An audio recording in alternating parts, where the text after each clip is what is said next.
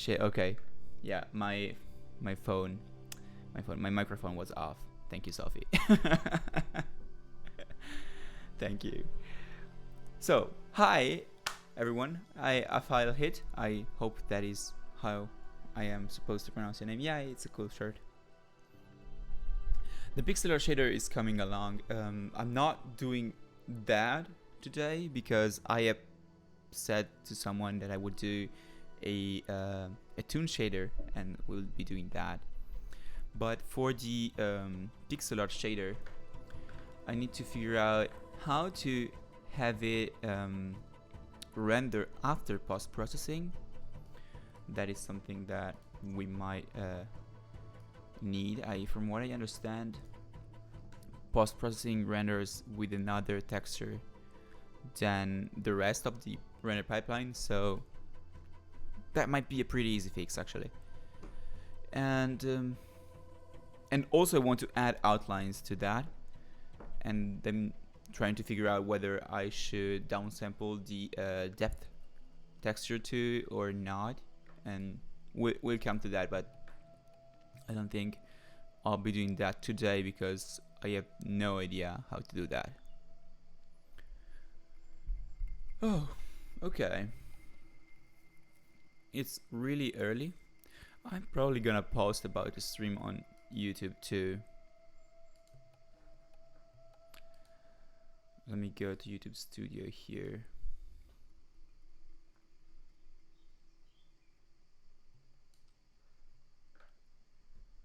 The video is doing really well, but I think it has kind of stopped now.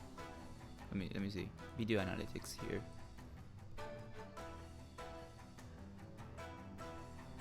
Yeah.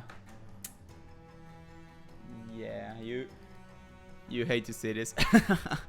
Wait. This was pretty cool, but I think we hit the plateau. You know what? I'm actually happy. It's 50 hours of watch time. I don't think I'm gonna complain too much about that. Okay, let me post on YouTube that we're live doing this. Hey, we're live over at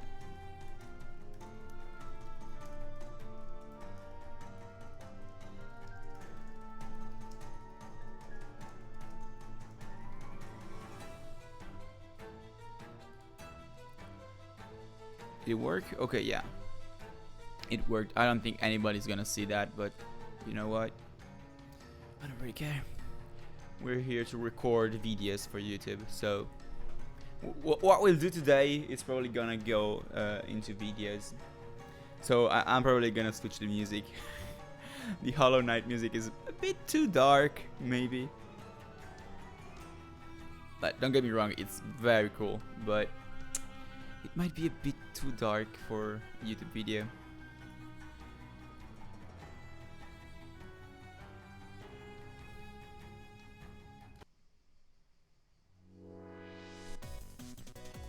Okay.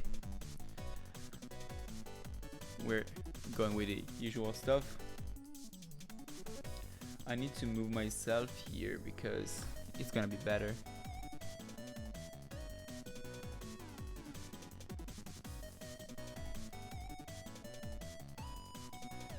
Okay. So, hello everybody. Today we're in the same project as the other day. Let me go and say 144 here. We're in the same project as the other day, and we are playing around with a couple shaders, first of which the toon shader. So let me create a new scene.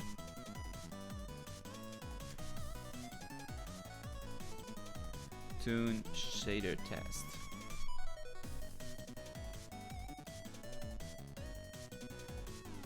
Let me move this here. Let's remove the flowers. We don't need the flowers anymore. We do not need the mouse over script anymore. And we might actually just is the components? Oh, okay, it's the colliders. Materials, let's give it the default material. Okay.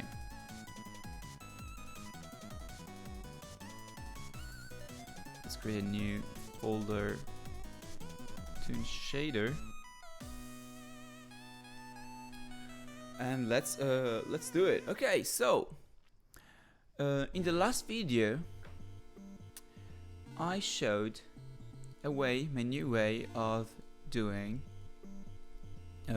pixelated rendering in Unity, and as you can see, I'm having this on right now. So if you look at the scene, these models are pretty much your usual models. We got some spheres, some stretched cubes, and one of them is also rotated on the Z axis. And in the game view, you can see that the resolution is not quite as high as in the scene view, but it's actually artificially pixelated. And what is the problem with the scene? Okay, the problem with the scene is actually that if you look close, the shading on the 3D meshes looks like shit. On a cube, you're not gonna notice it too much. It's not gonna be a problem because you don't have like smooth vertices. All the corners are actually pretty sharp. But here, they look like shit. There might be other examples. So if I have no idea, if I look for toon shader, okay, toon shader, you will see you can use toon shaders for any sort of reason. There are aesthetic reason, so you might prefer the look of a model toon shaded instead of like regularly shaded, or you might need a way to avoid having this much detail here that gets noisy due to resolution. What I'm doing today is not creating a full-fledged toon shader, but going through and experimenting with the basics of toon shading. So yeah, let's create a new shader graph. Shader graph, and let's see URP, and we are going to create an unlit shader graph because we're not going to use the real lighting of the engine, but we're gonna use like fake lighting. We're gonna simulate the lighting. So let's create a new toon shader, and let's create a material, toon shaded material, and we will assign this material to this, and to this object. Yeah, I think they're pretty good. Okay, I'm gonna close this tab, that is the one I used in the other video, and I wanna open this tab here, and we'll have it floating around so we can move it and see what's happening. Okay, so I should have gotten my tablet to draw on the screen, but yeah, basically what I want to do is try and figure out how to shade the object. What I'll do here is open Photoshop,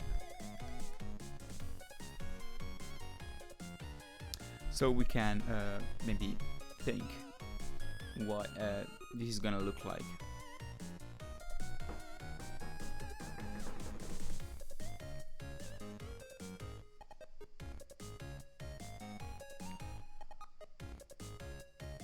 We're almost there. Let me go full camera here. New file. Okay. Let's make it darker so our eyes don't burn. Okay, and let's draw now. Okay. Let's think about a Cartesian plane where this is 0, 0, This is 0, 1, and this is 1, 0. Of course, this is gonna be 1, 1. Okay. So, the way you usually have your models shaded is something like this. Okay, you have a linear interpolation, and that is gonna depend on a couple of things. So, for example, the first thing it's gonna depend on is the normal of the surface. So, if I have my surface here, something like this, okay, the normal vector, and I'm gonna draw it in, I don't know, cyan. The normal vector here is gonna be something like this. No. Okay, like this. Here it might be something like this. Here might be something like this. And yeah, so basically, this is gonna be, this is gonna be the normal vector. And let's pretend, let's say we have our light source here, okay? This is very childish drawing. I really don't care. So our light is gonna hit our object this way, and it's gonna be reflected this way usually, okay? So this is how usual lighting works. So here we're gonna have it like that. Here we're gonna have it something like this, and here we're gonna have something like this. And this is what you would call like the Phong model, Blin Phong model, I believe. And this is how it usually works. So you would calculate this, and based on the angle of incidence of your light, you would calculate where, if this is black and this is white, you will calculate how deep you are. So if I go here and add a new layer, you can imagine this graph being something like this, where the y-axis actually represents how dark things are. Where is the basics? Okay, great. Something like this, okay. And let me make it less opaque.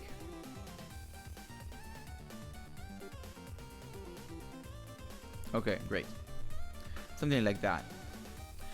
What we want to do in a toon shader is actually change this and like calculate manually, like not using formulas or anything.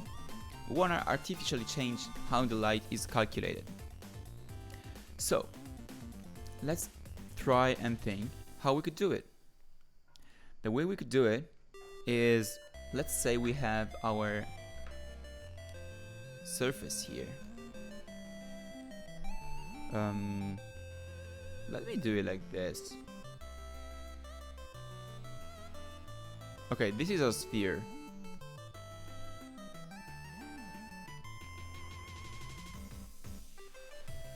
I can make it. I swear to you, I can make it. Okay. This is our sphere, and our light source is here.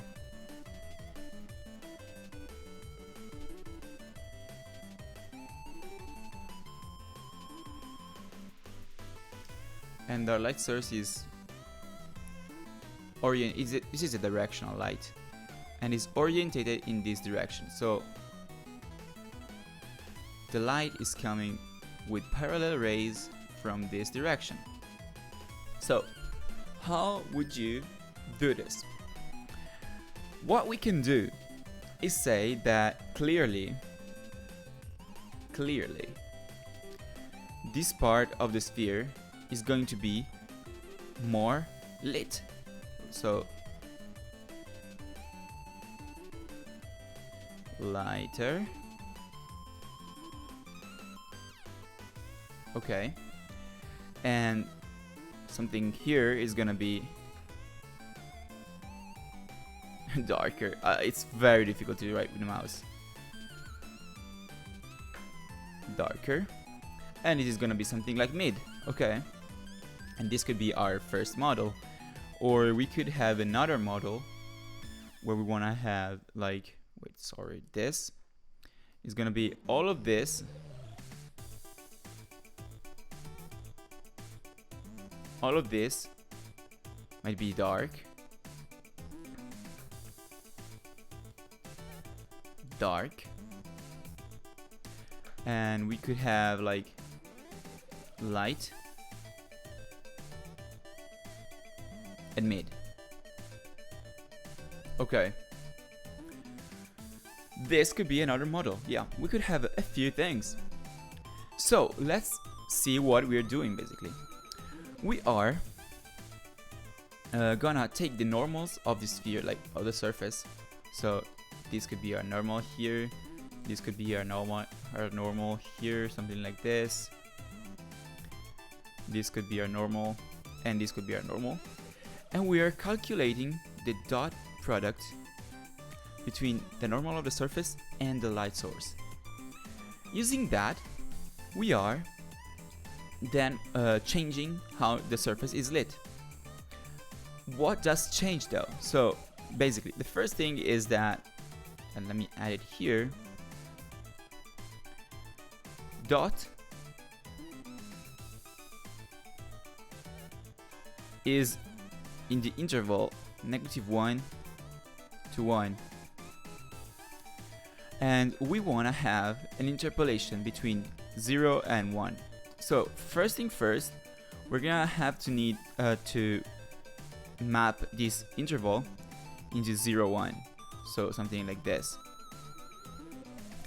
And then we're gonna have to feed it to a function f or l or whatever you want to call it that changes it. So basically we could have something that is what is, okay, yeah, something that is, I don't know,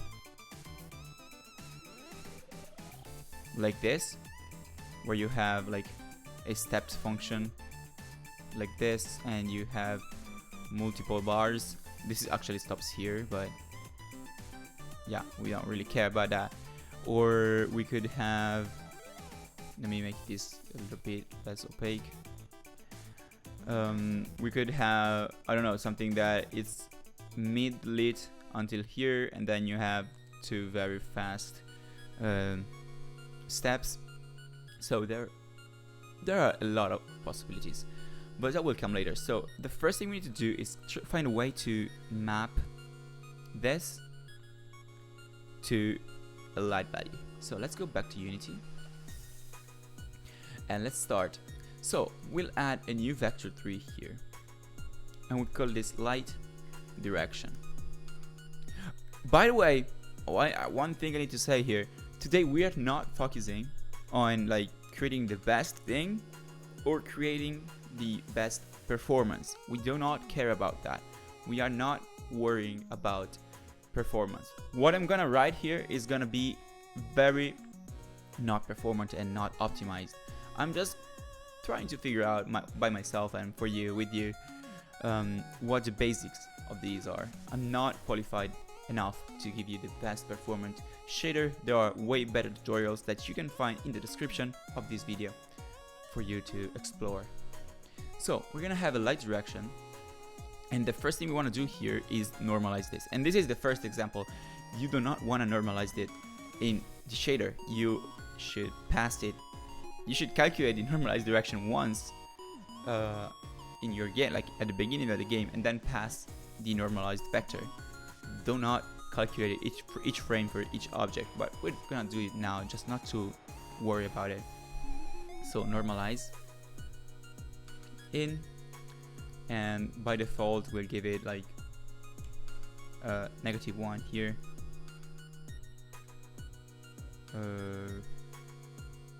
Yeah, okay. We'll see now. We might change the value of that. And so here we have our vector. So if I group this, light direction, and the light direction, we're gonna take it and go dot product, and we're gonna do the dot product between the light direction and the normal vector. Normal vector here. We're gonna take it in word space and we're going to multiply it. So now you can see this.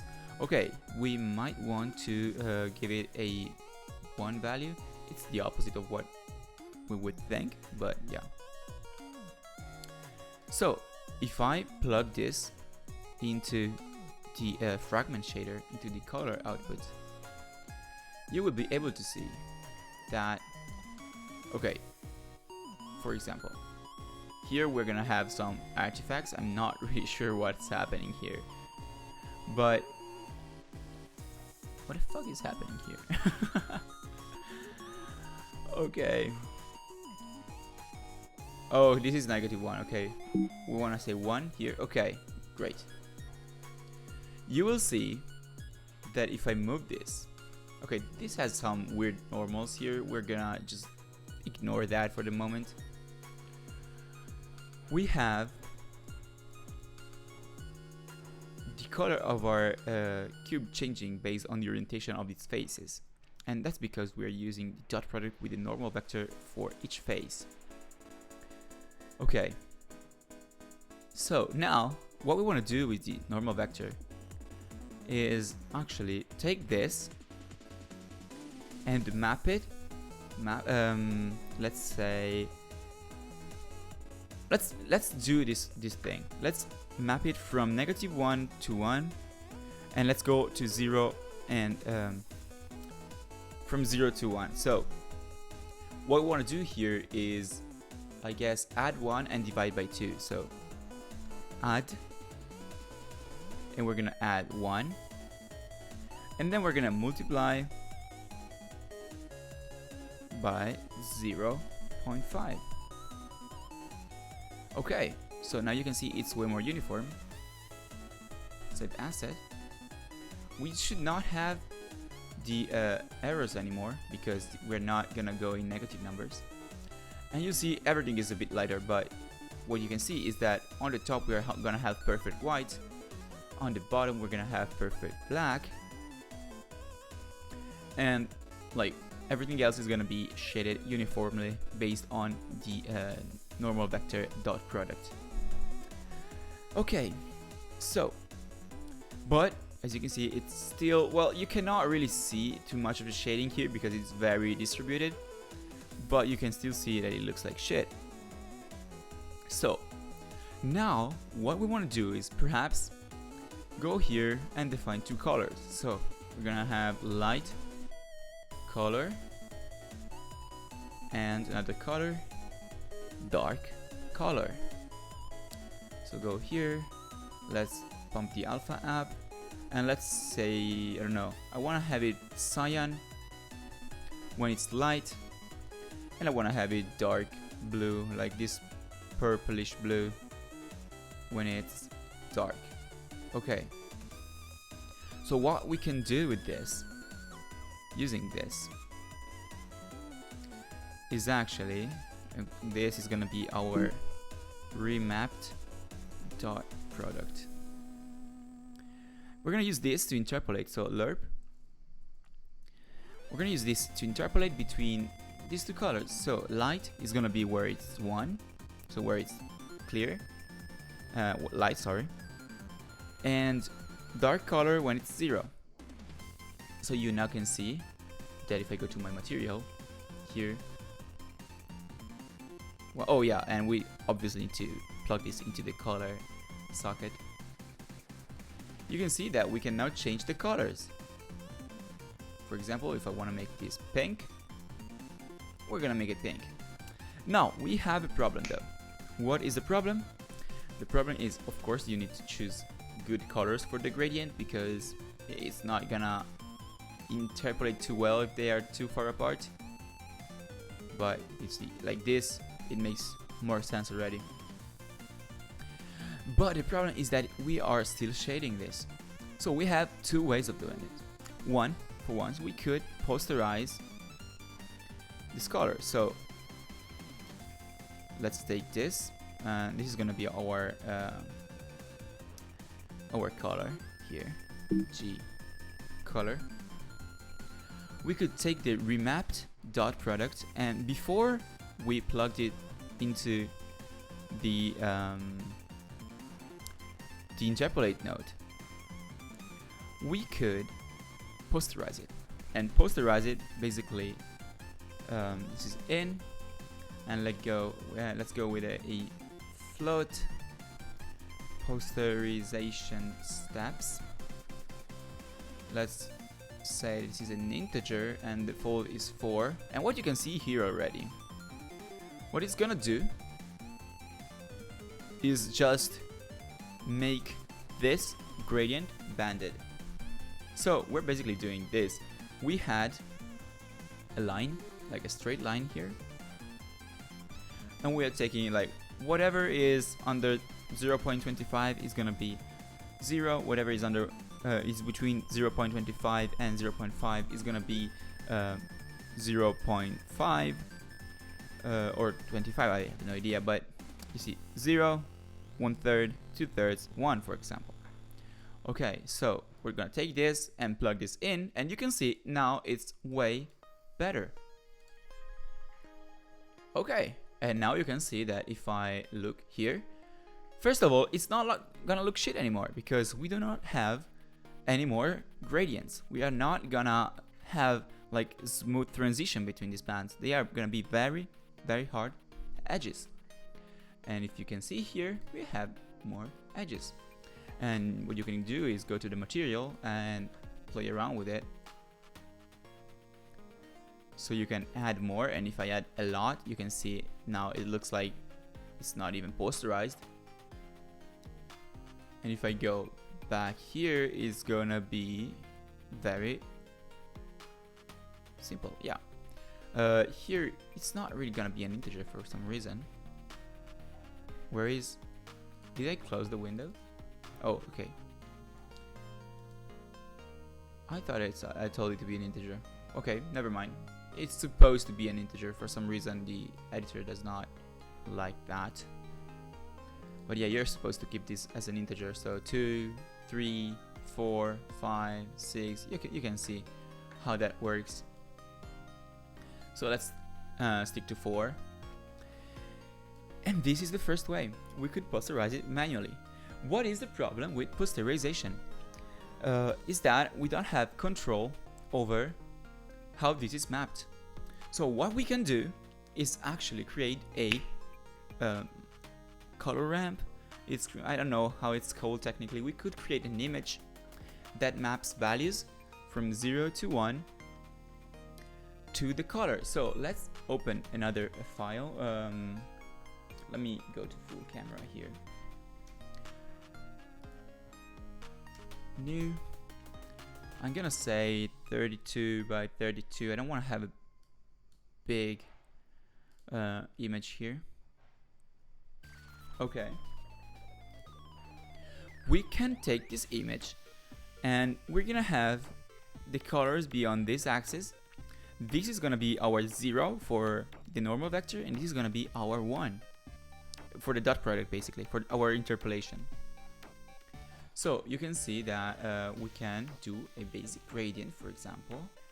Let me get the gradient tool. Okay. And let's do this as the first like gradient. Oh, this is kind of weird, but okay. Now I need to go here and save this. So pardon me.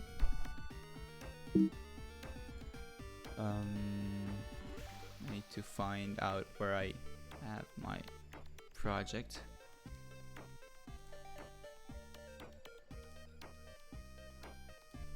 Color ramp 1. Okay. Now you can see I imported my color ramp here, and what I can do is go here and say let's add a texture 2D, and I want to say color ramp or like shading ramp, something like that.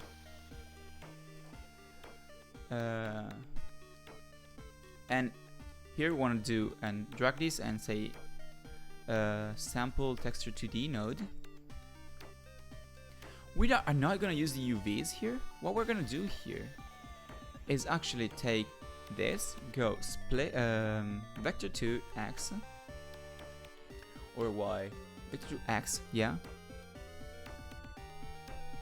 and plug this in. If I give it the default value here, default value should be this. What is happening? Oh yeah, I need to set it as clamp. And I use this. Let's take the red. It's gonna be black and white, so we can take whatever we want here. Don't look too deeply at that. We're gonna need to take that and say clamp and point.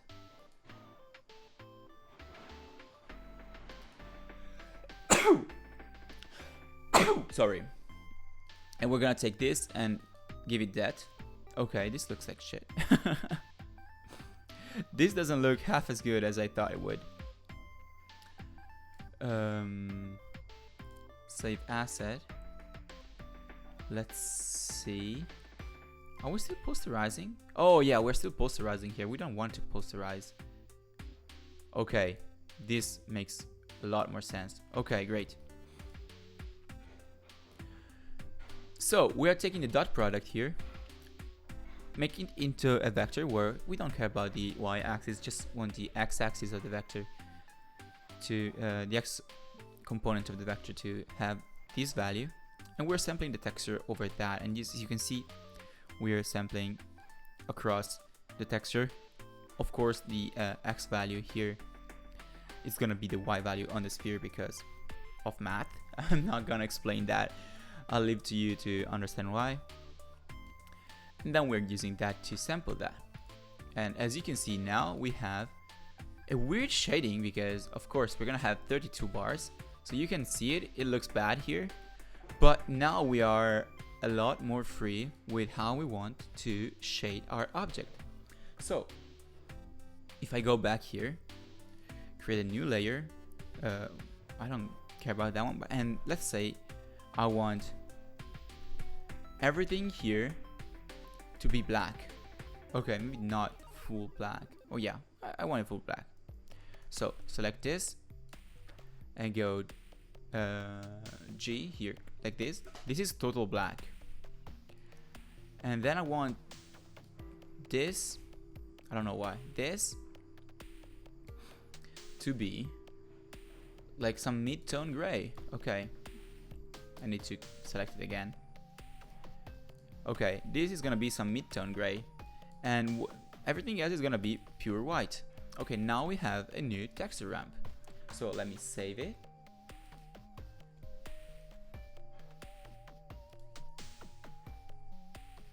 Let me save it.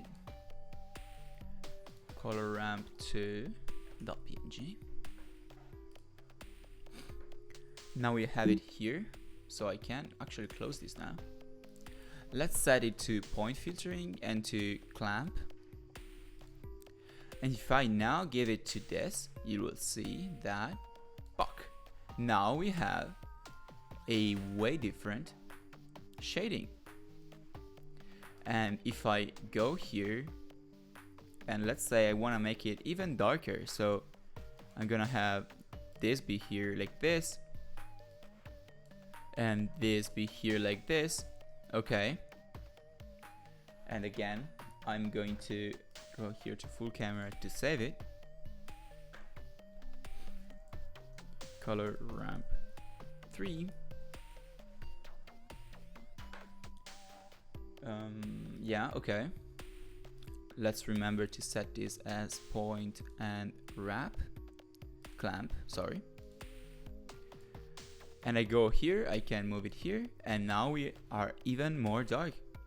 or you can do something funky. So I could, I don't know, give it some weird shading, and this is actually gonna just be your creative vision, but you could make it some weird reflection here. I don't know, this is probably gonna look like shit, I tell you,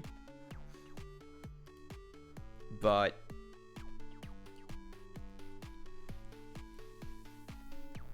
color ramp 4.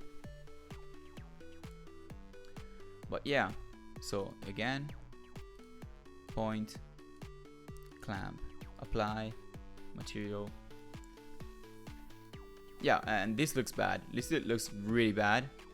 But as you can see, at least it's doing what we want it to do. You don't have to do black. I'm just using black and white, so it doesn't really care what of the channels of the texture we use. But once you have this, you can actually incorporate more channels. You're back. Welcome back, Sophie. This is very technical stream. This is probably one of the most technical streams I've done in a while. You can use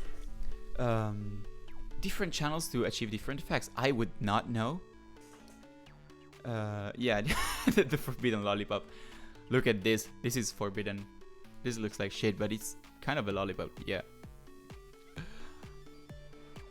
And I don't know what effects you would use with different color channels. I cannot think of one right now. I've not prepared this. I'm kind of winging it right now. But yeah, so this is the basics of toon shading. Then you could add a Fresnel effect. I don't think. Let me see. Create node.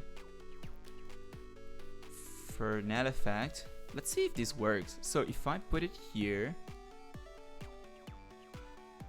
Okay, I need to have it float around. I need a big window here. Let's see what it looks like if I just plug the Fresnel effect into here. Okay, so if I have the Fresnel effect, it's gonna be like this, your usual Fresnel effect. So what we could do here is go here, and before we sample the texture, what we can do is, well, we could delete this posterization. We don't care about the posterization anymore. We have outgrown the posterization. Is take this and say, let's take the maximum value of these two. So we put this here, save, and now we're gonna have some weird outline here that you can see looks very bad. But what we can do now, and you can play around with this, I'm not sure what I'm doing at the moment, but for example, well, you can add a float Fresnel power. For example, what is the default value? 1. Okay, default value is gonna be 1, and then you could have a step value, like this is gonna be the in, and we're gonna have a float for Fresnel threshold.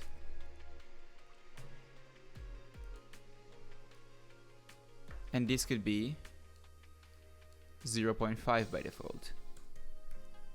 So you'll see that this is gonna not make it shaded, so it looks better with our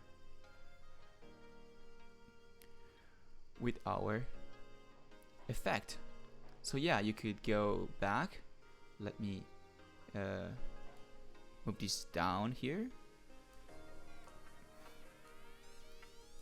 and you could add some Fresneling. So yeah, you could make the Fresnel threshold really low, or you could increase the power. I have no real clue what it does. I've never played with Fresnel actually.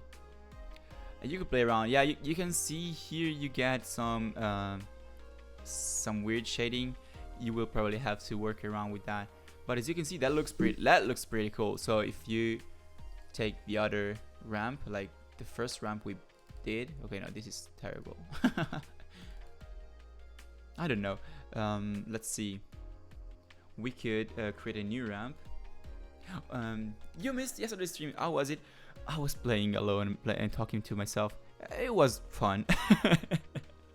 No, I sound like I'm salty. It was actually a lot of fun. I spent 50 minutes looking for the Gerudo Tower in not the desert, but the Red Mountains. It was kind of annoying, but yeah, it was fun. Yeah, what you can do here is have it really a really small like it's a specular outlight, but highlight there. So we could have some light tone here. What is the opacity here? Okay, let's go for on another layer. It's probably gonna be easier. Okay, this is gonna be like that. This is gonna be something like this, I don't know. And this is gonna be black, and this is gonna be white. You did come to the stream though, I appreciated that. You don't have to do that if you see I'm live, don't worry. How is your holiday going?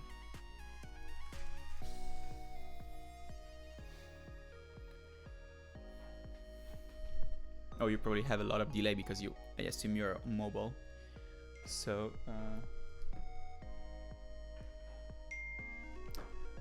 yeah, I'll continue here.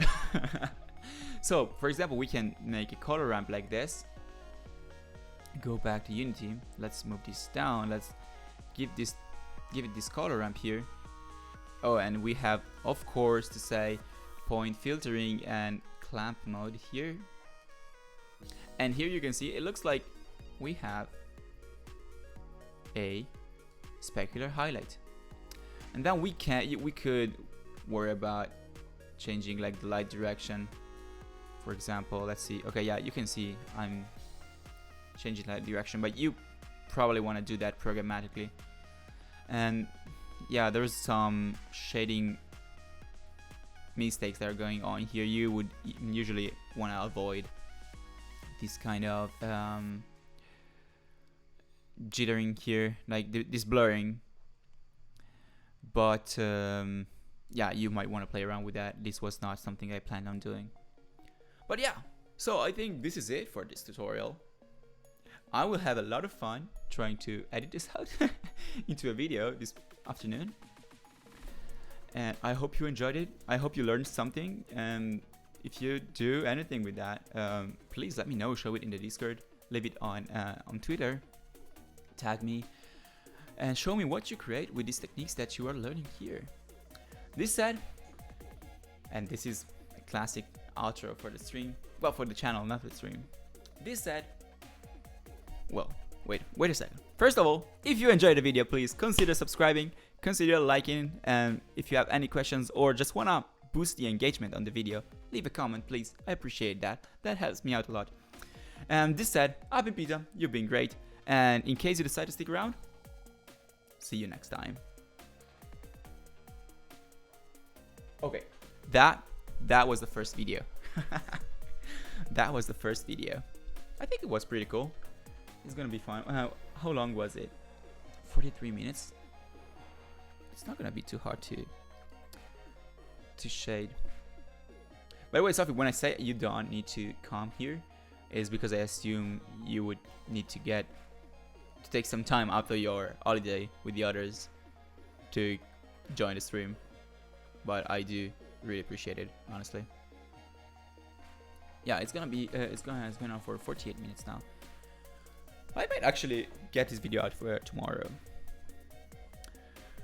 The next video I wanna make.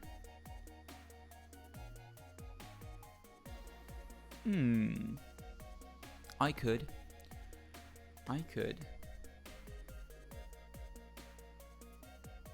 Yeah, I think I will.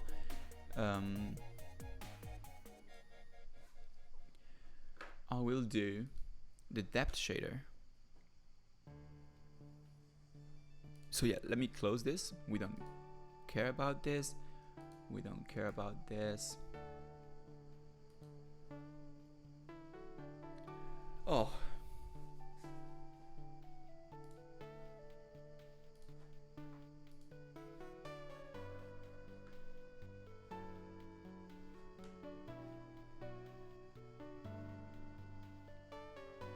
Let's see, let's pick arcade.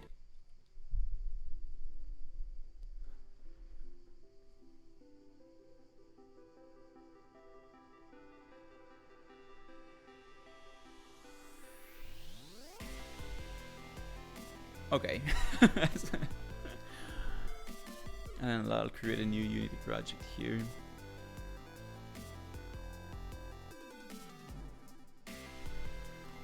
Depth shader.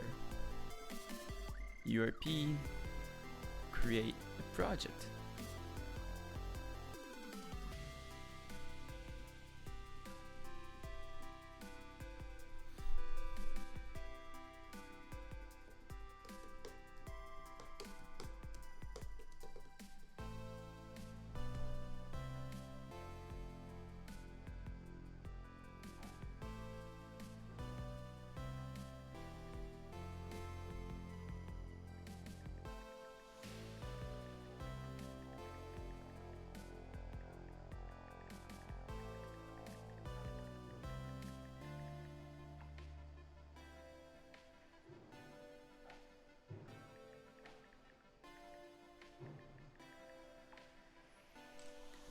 Okay, Unity is taking its time, of course.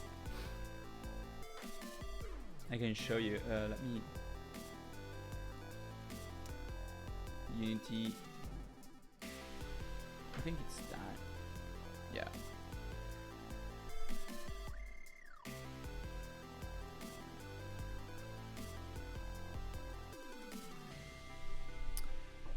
Okay, so while we wait for Unity, okay, it's doing some progress. Yeah, I was kind of surprised by the success of the pixelation video. I do know that a lot of people have not watched through half of it, and I do know that a lot of people have just gone there and took the code from the GitHub repo. I'm not getting too many questions though, so that's gonna be fine. And what I'm gonna do is keep it on GitHub for a while, and in this next few days. Oh, I got some new followers on GitHub. That's cool though. That's actually cool. Might actually be worth it.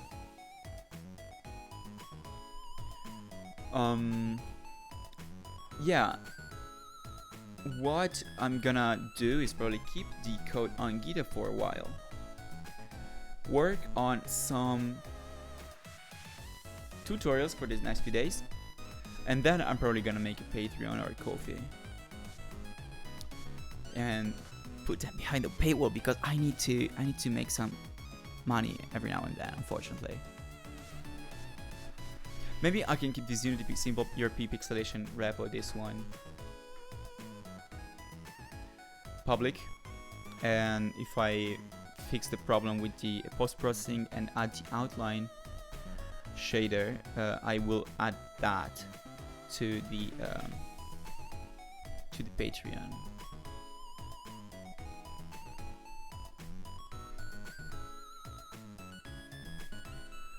And Unity is basically halfway done. I should have just used the same project. Let me open up the files from another project where I already did that, so I can revise a little bit before we start. Okay, graphical experiments, assets, image effects, and I want to go with the transfer depth shader. Open with other, let's say Visual Studio Code.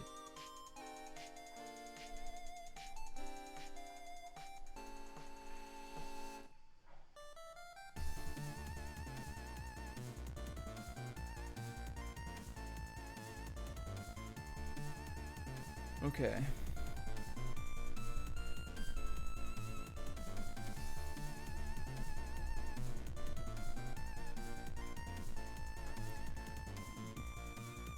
Oh, does it know? Okay, we have some. Okay, we have some actual syntax highlighting, I'll show you what the shader looks like. We have a main texture and we have a far plane. I don't know what these parentheses are, probably to hide the property from the inspector. We're not gonna have these.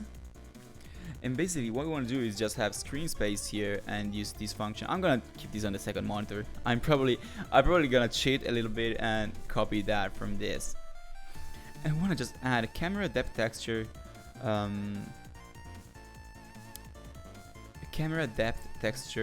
shader sampler here. We want to calculate the UV here and the screen space position of the vertex already in clip space. And what we want to do here is just calculate the screen space UV correcting. I have no idea why I am doing this. I will leave that up to whoever is watching. And I'll sample the depth texture, and this is a Unity function that gives that to us. And here, what we're doing here, this is division. Division is not performant, so you might want to play. I'll show you both the linear 0-1 depth and this linear I depth methods, and then we can do this, or we can interpolate. We'll see. Okay, it's ready. It's actually ready. So let me move this to a second monitor. I'm just gonna cheat a little bit.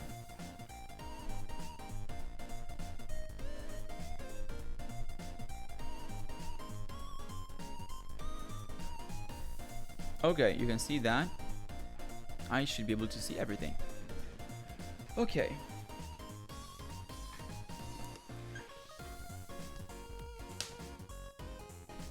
I hope the music is not too high. Let me see. Let me look at it. Yeah, it's very high. Okay, let's make it lower in volume. I hope it's not too annoying in the video.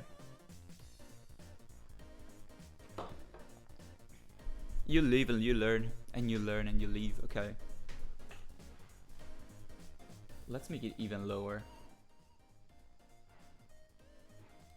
Okay, this is usually how it would have it in the video, so it's gonna be fine.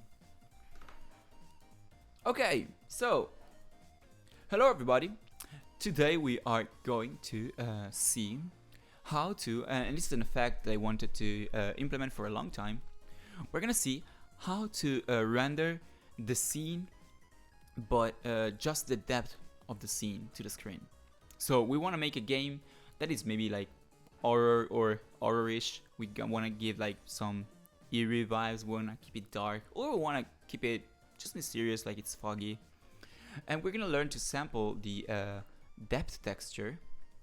And if I go to Google and say depth texture, let's see. Okay, yeah, we get some examples here.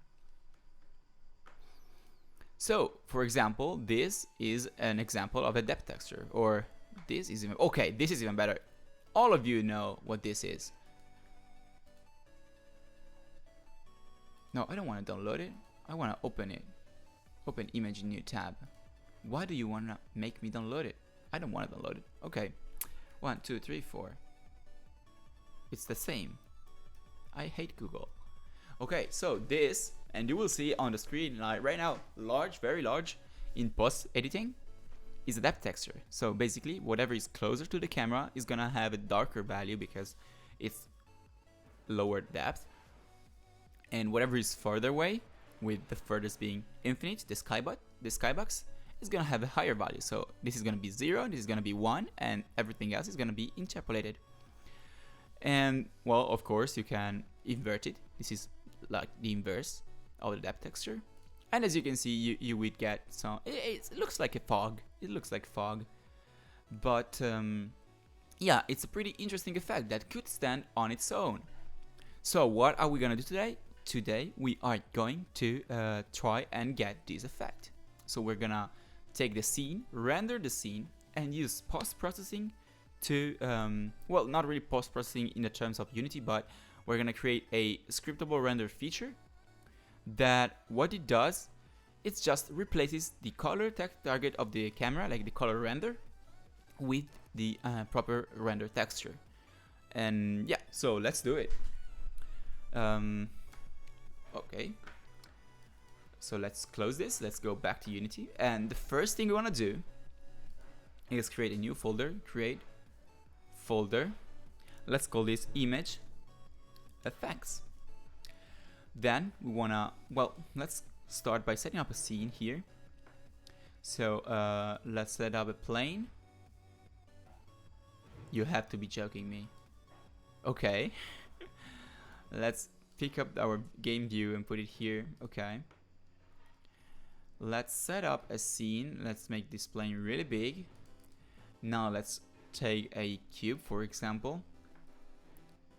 I want to make the cube pretty big, and we want to maybe tilt it a little bit.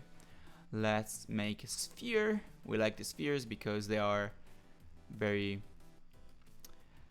rounded and smooth, and they're gonna give us a good sense of what this effect is. So yeah, okay.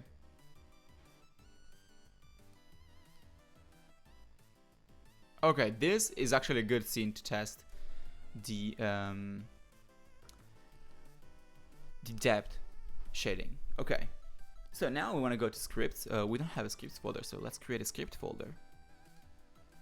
No, that's not how it works. I could do it in the image effects folder. Okay, let's create a new render feature. So create rendering URP renderer feature. Let's call it render depth feature.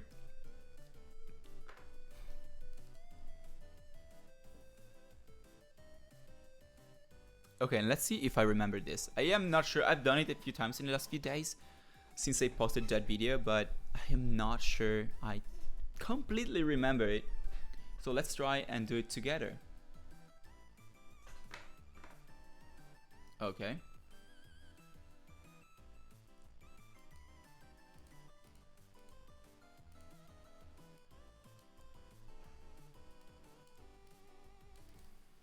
Okay.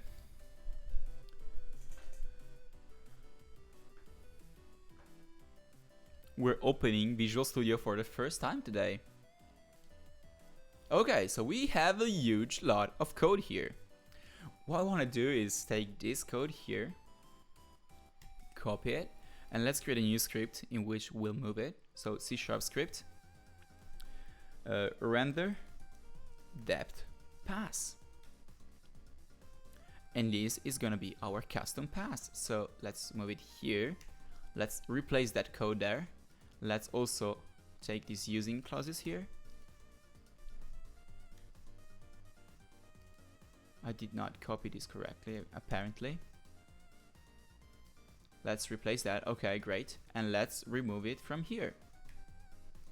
So now we wanna change the name of this. So render depth pass. Let's remove these.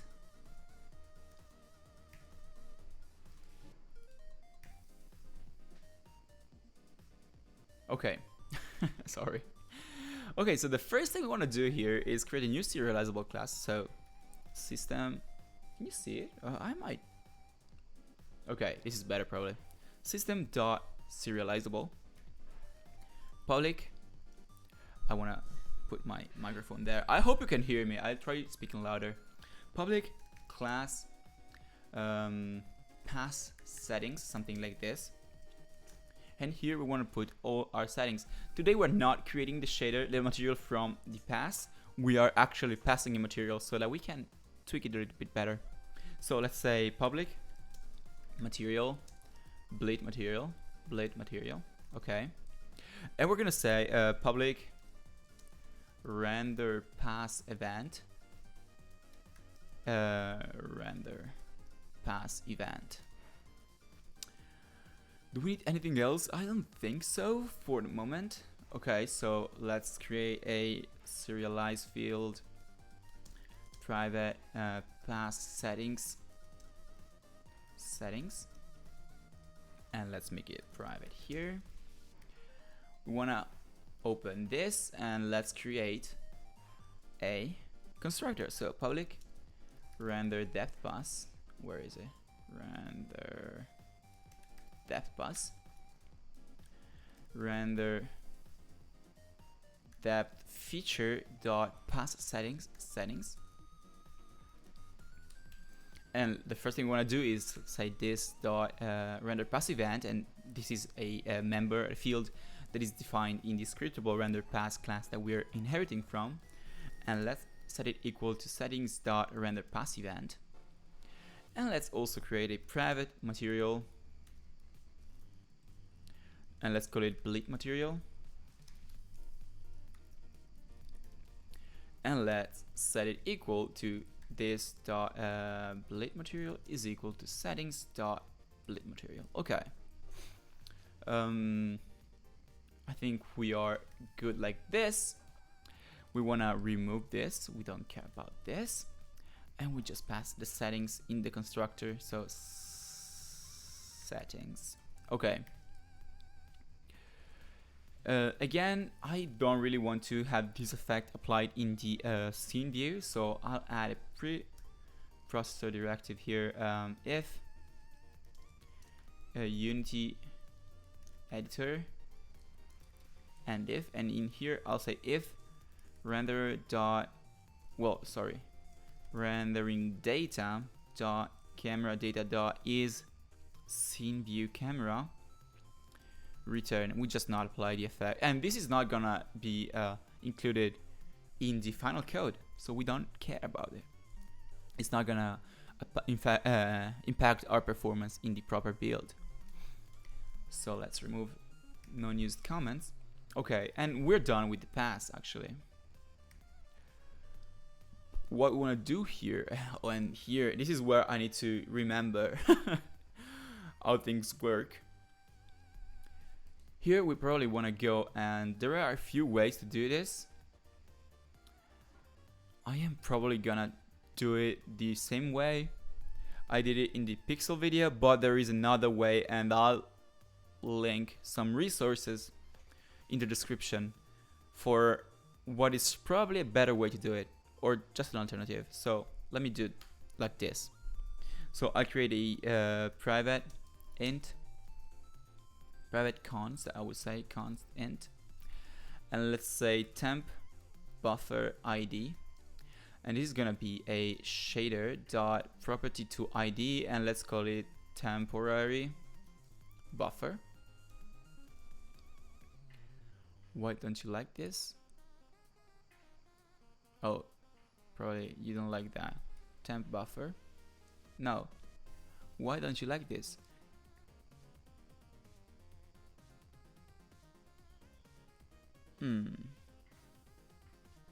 Oh, you know what? I just removed that. Okay.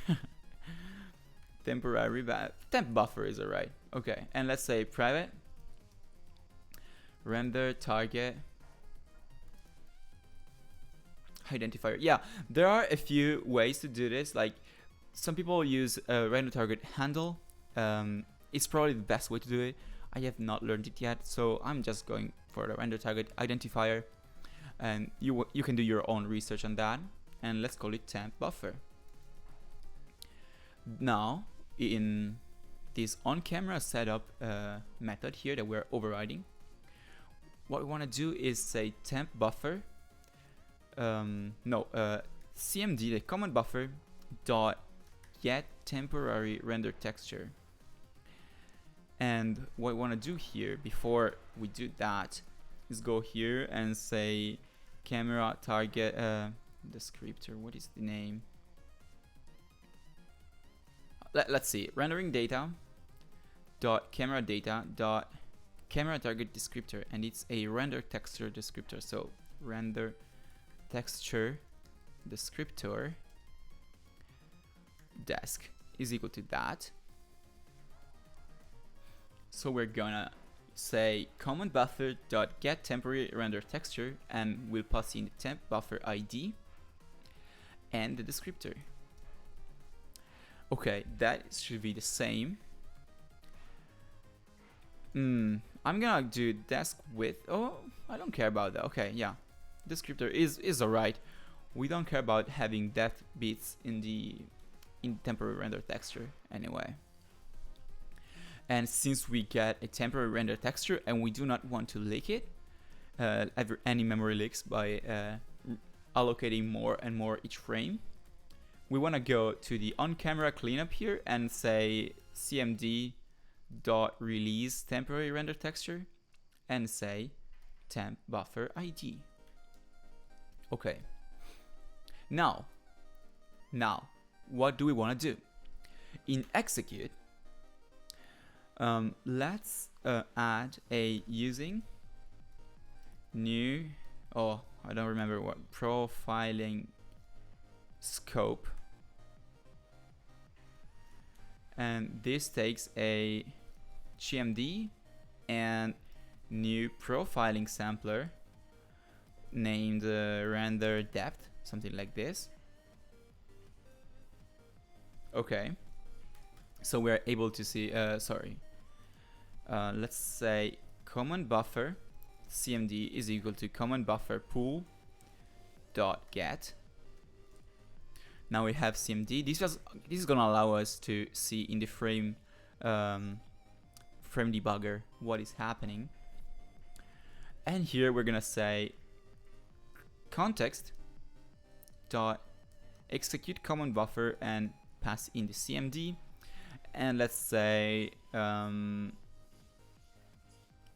buffer pool dot release cmd. Okay, give me 1 second. I think my cat is trying to enter the room.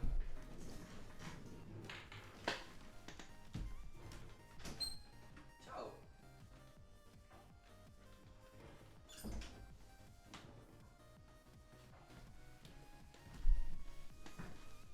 Say hi. Hi. Hi.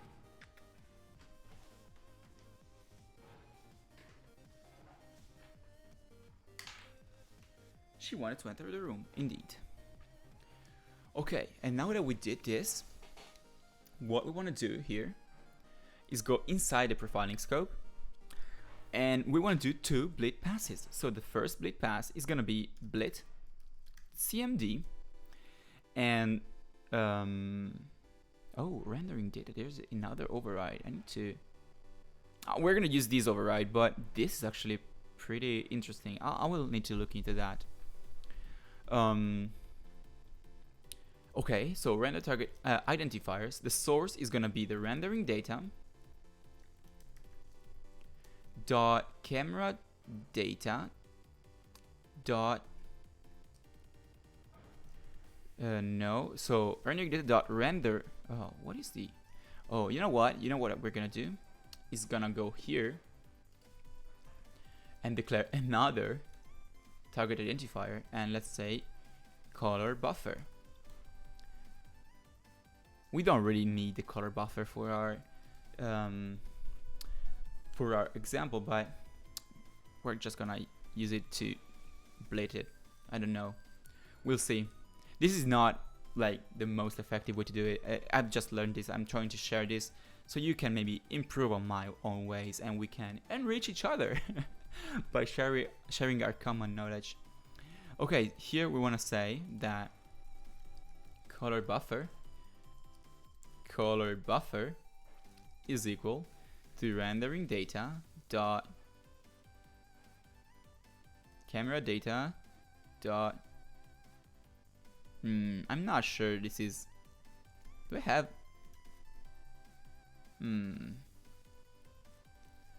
dot camera data dot, I don't remember what it is.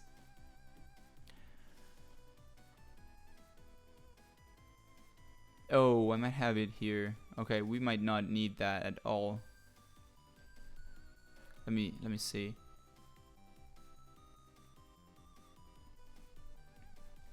Oh, maybe it's just camera data dot. Oh, I need to look that up. Give me 1 second here. I can remove this. Okay.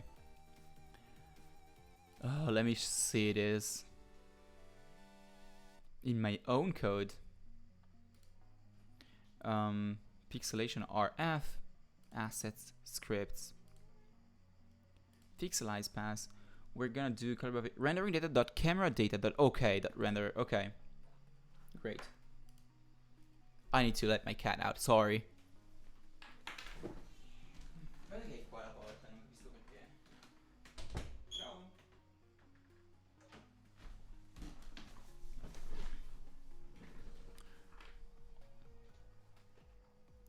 Okay, turns out we don't need the color buffer at all. So let me just remove this. And here we're gonna say rendering data dot camera data dot render dot camera color target, and as the destination we're gonna use this override. We're gonna say the temporary buffer using the blade material. Okay, and the second pass we're gonna do is blade cmd temp buffer, and we're gonna do the exact opposite operation without the blade material, and this should be all. Now let's go to here.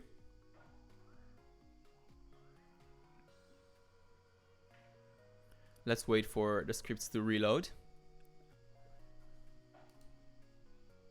Let's clear the console there. We don't need that.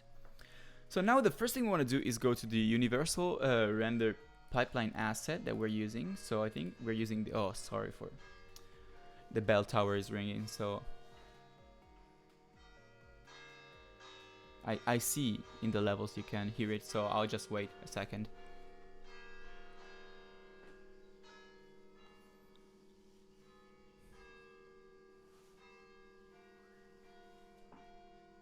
How long has this been going on for?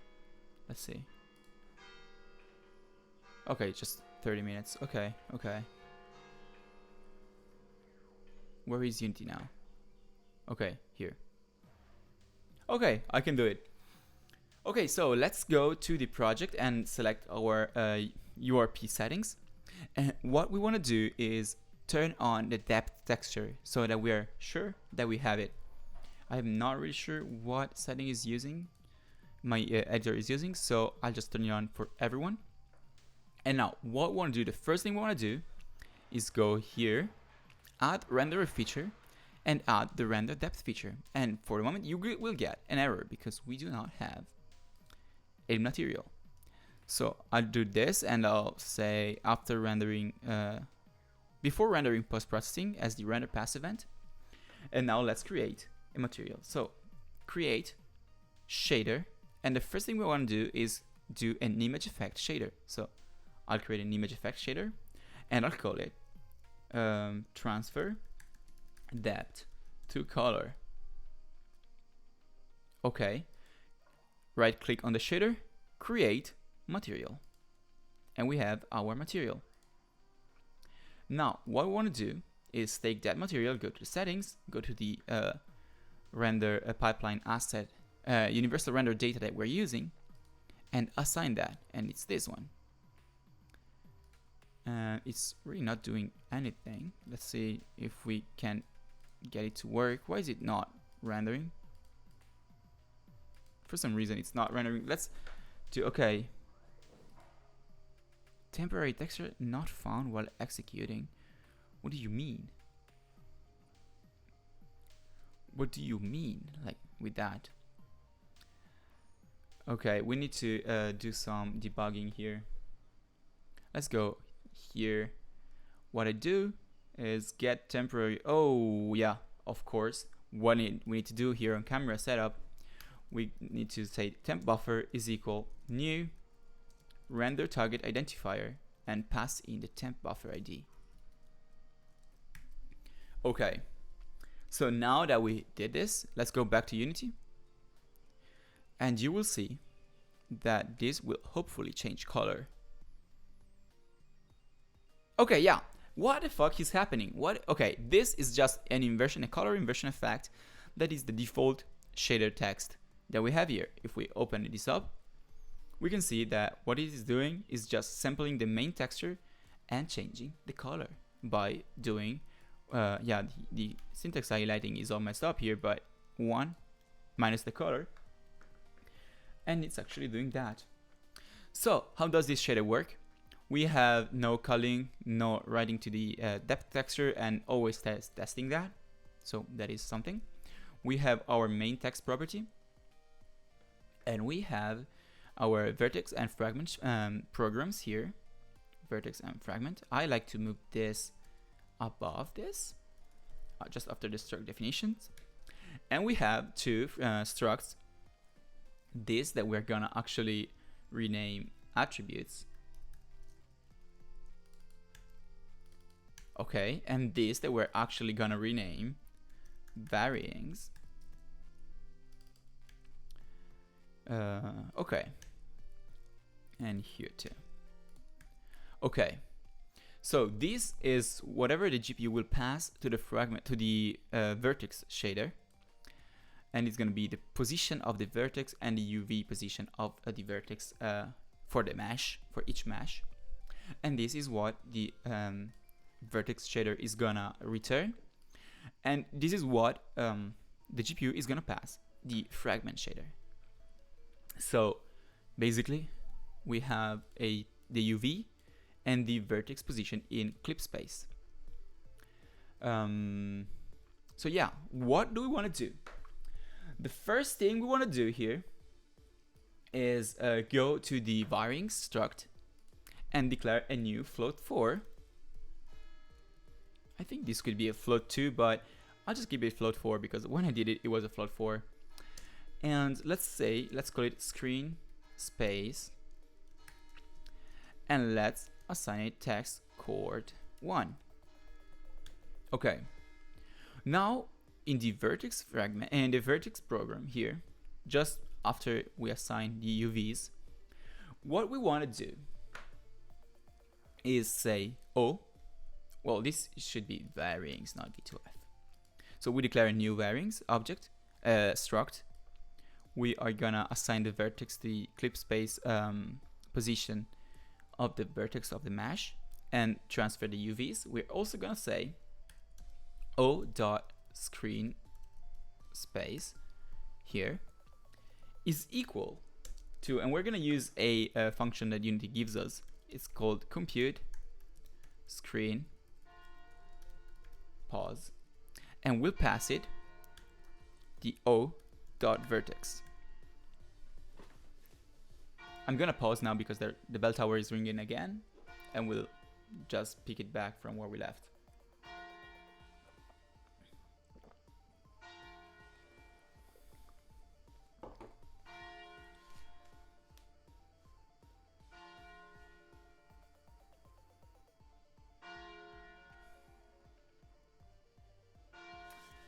It's gonna take a while.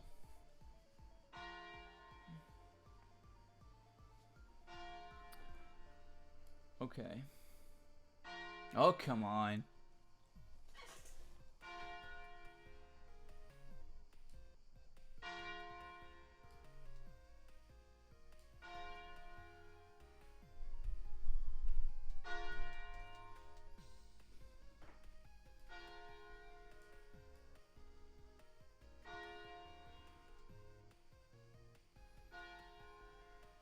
This should be the last one.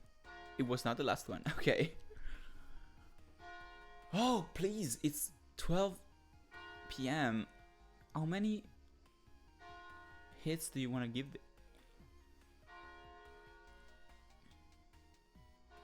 Okay, it might be stopping because the volume is lowering. Okay, I'll try talking now.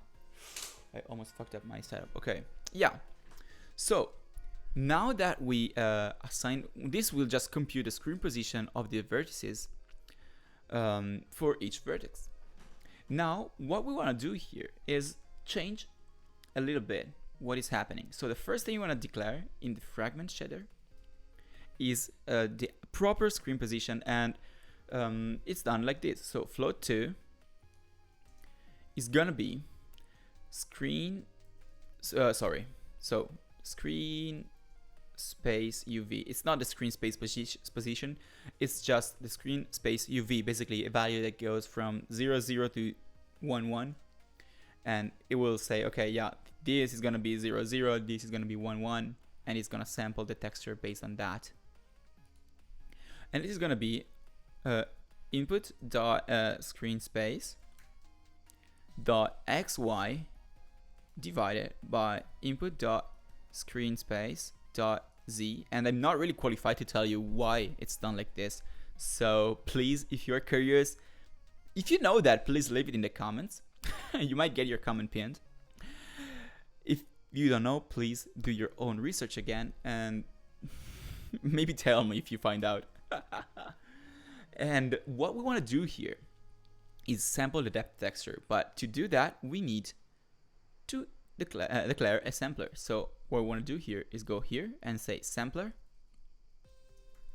2D underscore camera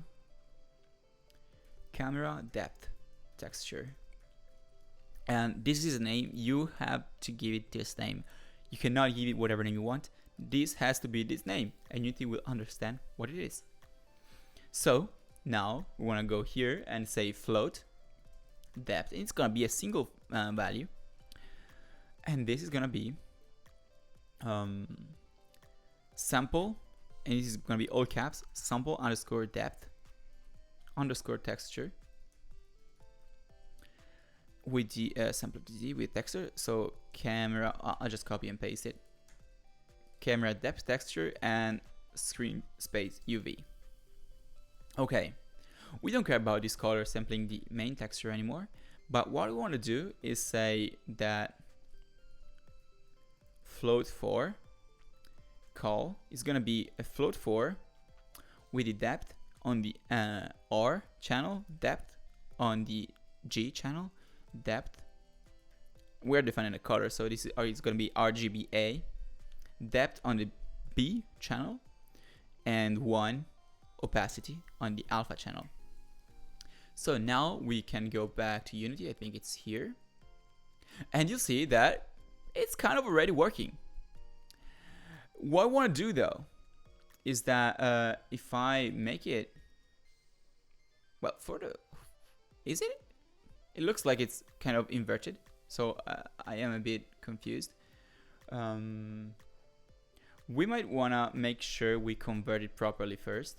So here we say, this looks like it's working already. So here we are entering the territory of things I am less confident about. But to make sure it works the same way, because some devices have 1 in the foreground and 0 in the background, and some devices are opposite. So to make sure we get a consistent result, we might want to convert it. So we'll say depth equals linear I depth, and we'll pass in the depth. Okay, and this will probably mess things up. Yeah, everything is white. Why is everything white? This is very fun. Is it correct? Yeah, it looks like it's correct. Let's take the camera. Let's say 10 here. It's really messed up. Let's say linear 01 depth. Okay. Now, okay, with linear 01 depth, we have a depth that goes from 0 to 1 based on the far and near planes of our camera. So we usually want to have the near plane very near and the far plane as far as possible to render as much stuff as possible. But you can see that if we go to a very further, like if we set it as default value 1000, it's gonna be, everything is gonna be white when it gets pretty far. So if I take this sphere here and move it back, it's gonna get white really far, like it's at 100 already and you cannot see it. And what we want to do here is then take the far plane closer.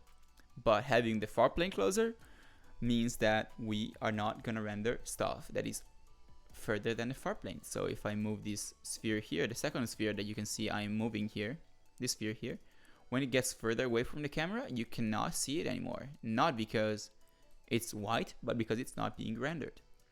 So what do we want to do? We might start by adding a new property here.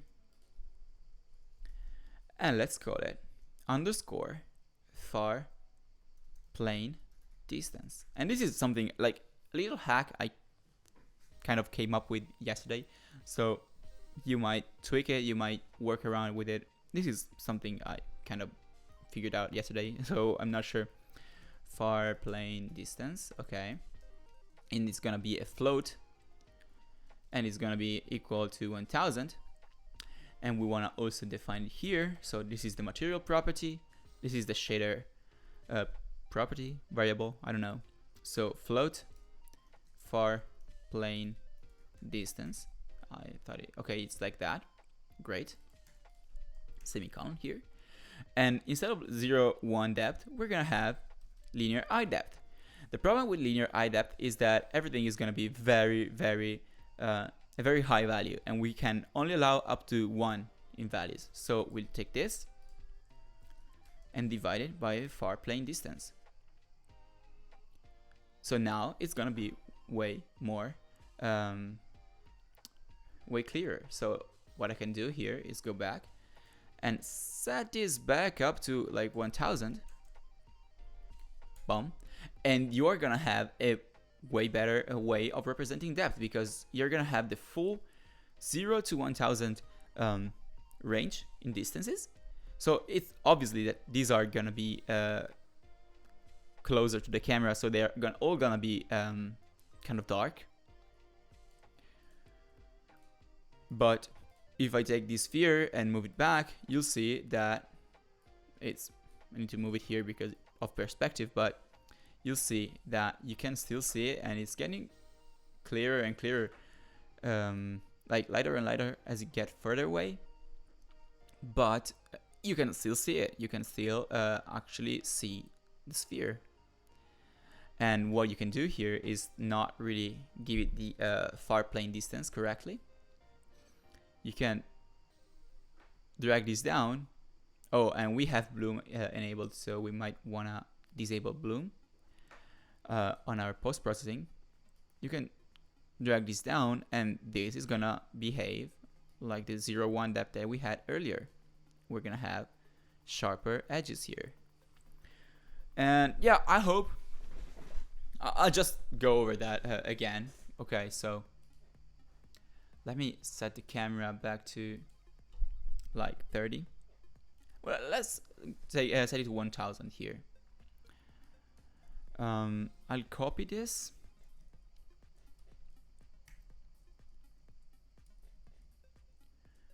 And let's say like this. Okay. So we want to make sure that our depth is correctly converted for the device we're running it into, like running the shader on. So we want to use linear eye depth function to convert it. But you can see that everything is going to be very bright. You can kind of see here that we have a slight outline for our sphere. If I get closer, you should be able to see it better. If I get closer to the cube, you should be able to see the cube. But the problem with this is that values in the depth shader here, in the depth map, are mapped between 0.3 and 1000. And as you know, we are only gonna have values from 0 to 1 for the colors. So the solution here is bringing this way closer. So we wanna take the far clipping plane of our camera and bring it closer. But again, you will see we can't see anything. So our way to do it is go here and change this from linear eye depth to linear 0, 1 depth. This is of course gonna help us in making it clearer. Like we can make out the shape like properly. What is the problem though? The problem is that if I make this 1000, if the far plane is very far away, we are still gonna have everything the same color because they're all really close. We can move this sphere far away and it's gonna change the color. Whoop, okay, something like that. But we're gonna have a lot to of room to wiggle with. We're gonna have a lot of wiggle room. Also, if we bring this closer, so if we want, okay, let's say we like this shading here. Okay, looks good. But as soon as we're gonna get far away from the sphere, we're not gonna see the rendered sphere anymore. And you might like it. This might be the effect you want, but it's not necessarily the best effect for every game or for every case. So what we want to do here is define a new property for the material called far plane distance. It's not really gonna be necessarily the plane distance, but we're just gonna call it like that. And we're gonna define it in the shader as well. And instead of using linear 0, 1 depth, we're gonna use linear I depth divided by the far plane distance. And now you can take this, set it as 1000, and in your shader you're gonna be able to like control how much you wanna. We could change the name. The far plane distance doesn't really make any sense. Let's say, yeah, you'll find yourself a good name. We can use this to we could also make it a multiplication to make it faster, but that's gonna be up to you to improve. We can now choose how to work with it. And let me look it up on Google, how to add colors to the shader code, because I'm not really sure. Like, I think I know how to do it. Let's try. We can use this depth value to interpolate between two colors. So, for example, we can say close color,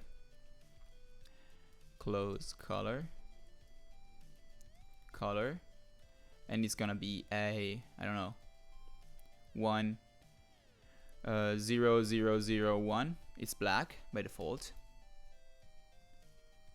Far color, this needs to be like this. Far, and it's by default gonna be white. Let me see. Unity Shader Lab lerp. Do we have a lerp function? Okay, yeah, I have a lerp function. Great stuff.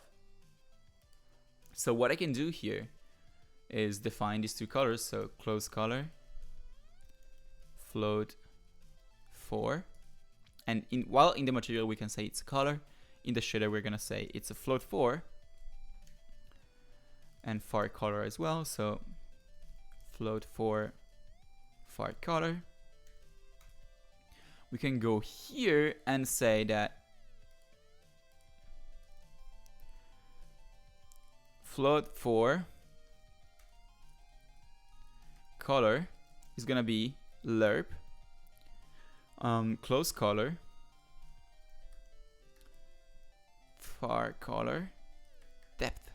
Okay, and this should allow us to have colors. What is the problem? Line 8.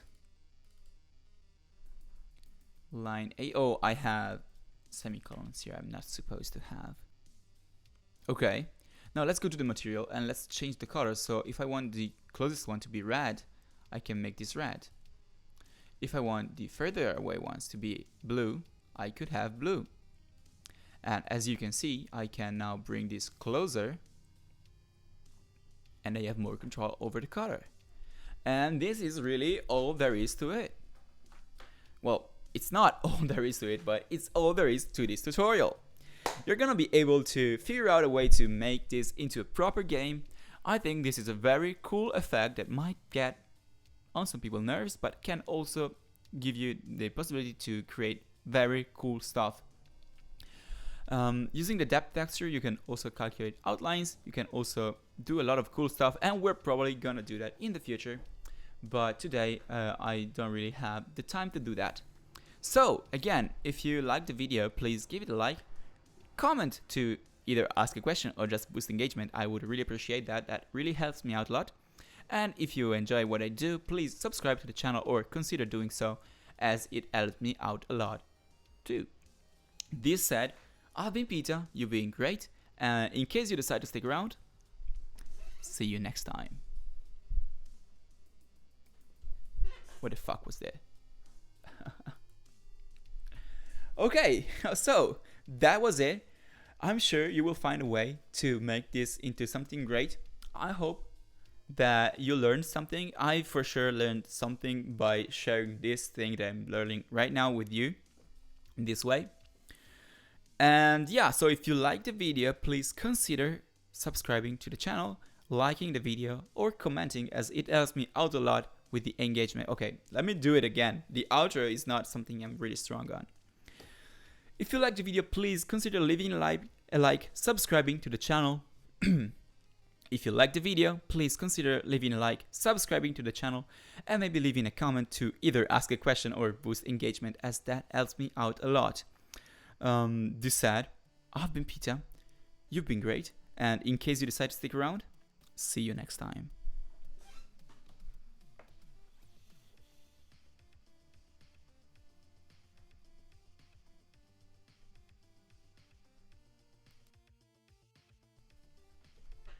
Okay, I think we did it. Hello everybody, okay. These were two videos. Okay, I recorded 2 videos. I will need to edit them down in the afternoon. It's been 1 hour and 40. I think this is pretty good. Let's hope they do as well as the other one. Okay, thank you so much for watching, and see you next time. Let me edit. BRB stream over. Bye.